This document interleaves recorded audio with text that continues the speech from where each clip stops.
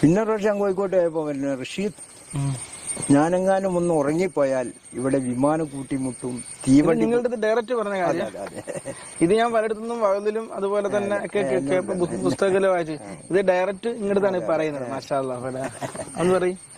ഞാനെങ്ങാനും ഒന്ന് ഉറങ്ങിപ്പോയാൽ ഇവിടെ വിമാനം കൂട്ടിമുട്ടും, തീവണ്ടി കൂട്ടിമുട്ടും, ബസ് കൂട്ടിമുട്ടും എന്നൊക്കെ പറയും.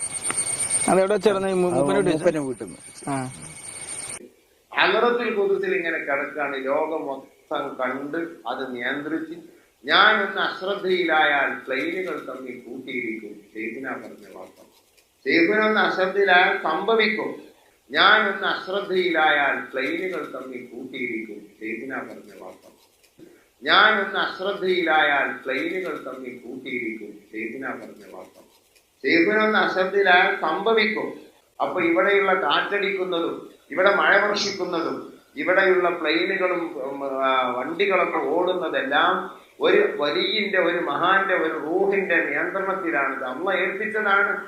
അതൊരു ലോകമാണ്. അപ്പൊ ഹദറത്തുൽ ഖുദ്സിൽ ഇങ്ങനെ കിടക്കാണ് ഷെയ്ഖുനാക്കൾ.